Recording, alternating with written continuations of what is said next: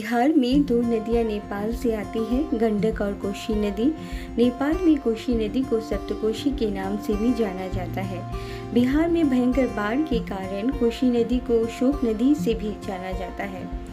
कोशी का उद्गम स्थान नेपाल है। यह हिमालय से निकलकर 730 किलोमीटर की यात्रा कर बिहार के कटिहार जिले में गंगा में विलीन हो जाती है। बरसात से पहले कोशी काफी शांत स्वभाव की होती है, लेकिन मानसून के आते ही कोशी तांडव मचाने को बेचैन हो जाती है और भारी मात्रा में यह बाढ़ लेकर आती है बिहार में।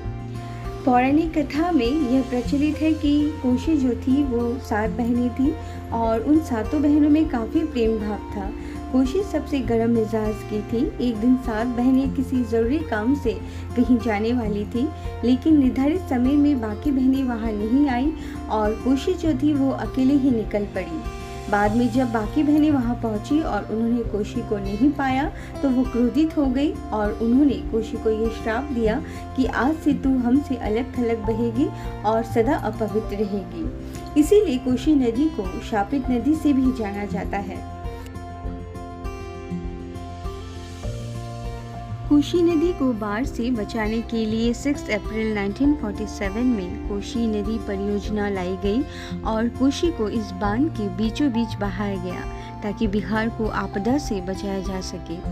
कोशी नदी पर 1958 से 1962 में एक बांध बनाया गया जिसे कोशी बांध या कोशी बराज कहा जाता है। यह बांध भारत नेपाल की सीमा के पास नेपाल में स्थित है। पानी को नियंत्रण करने के लिए यह बांध बनाया गया। इस बराज में कुल 57 गेट्स हैं और जब बाढ़ की आशंका बढ़ जाती है तो इसके 37 गेट्स खोल दिए जाते हैं ताकि बाढ़ से बिहार को बचाया जा सके। इस बैरेज से बिहार को राहत तो मिला, लेकिन आज भी यह बाढ़ सैकड़ों लोगों को अपनी चपेट में ले लेती है। सन 2008 की त्रासदी को याद कर आज भी लोग कांप उठते हैं। इस त्रासदी ने कई लोगों को बेघर कर दिया, कितने लोगों को अपनी जान गंवानी पड़ी और कई हेक्टेयर फसलें बर्बाद हो गई। इस बाढ़ ने बिहार को 10 साल पीछे धकेल दिया। अगर हम बिहार को ज्योग्राफिकली देखें तो बिहार के ऊपर नेपाल है जो पूरी तरह पहाड़ है और नीचे जो है वो झारखंड है जो पठारी क्षेत्र है।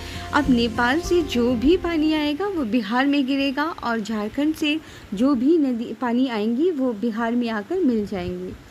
अगर आप हिंदुस्तान को देखें तो हिंदुस्तान का जो ऊपरी भाग है वो पूर्व की ओर झुका हुआ है, जिससे यूपी में जितनी भी नदियां हैं वो अपना सारा पानी बिहार में आकर गिराएगी। इस तरह बिहार जो है वो चारों तरफ से पानी से घिर जाती है। गंगा नदी बिहार को 2 भागों में बांट देती है, उत्तर बिहार और दक्षिण बिहार। उत्तर बिहार जैसे पूर्णिया, कटिहार, अररिया, किशनगंज जैसे क्षेत्र सबसे ज़्यादा प्रभावित होते हैं बाढ़ से। कोशी पहले से ही पानी से भरी होती है, उसमें बागमती और कमला नदी भी अपना पानी कोशी में मिला देती है जो आगे चलकर भयंकर बाढ़ का रूप ले लेती है। कोशी किसी एक निश्चित धारा में नहीं बहती है, इसलिए ये अनुमान लगाना मुश्किल होता है कि ये किस क्षेत्र में भारी तबाही लाएगी। इसीलिए कोशी को विश्वासघाती नदी से भी जाना जाता है।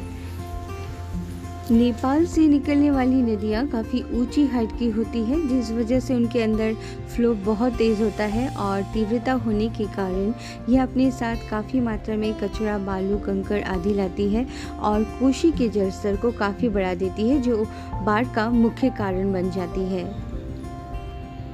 बाढ़ की स्थिति को रोकने के लिए सरकार ने कोशी और मेची नदी जोड़ परियोजना को मंजूरी दे दी है और मेची नदी जो महानंदा की सहायक नदी है, इस नदी में पानी की काफ़ी कमी है और कोशी नदी जो काफ़ी मात्रा में पानी से भरी होती है, तो इस प्रक्रिया के द्वारा कोशी नदी के पानी को मेची नदी में भेज दिया जाएगा, जिससे बिहार के सीमांचल क्षेत्रों को बाढ़ से राहत मिलेगा और मेची को पर्याप्त पानी मिलने से किसानों को काफ़ी फ़ायदा होगा।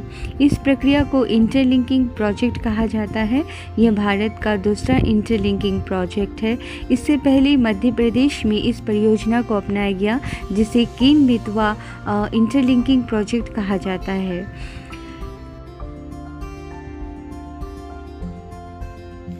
इस परियोजना से उम्मीद ये है कि आने वाले दिनों में बिहार बाढ़ मुक्त होगा और अभिशापित कही जाने वाली कोशी बिहार के लिए वरदान साबित होगी।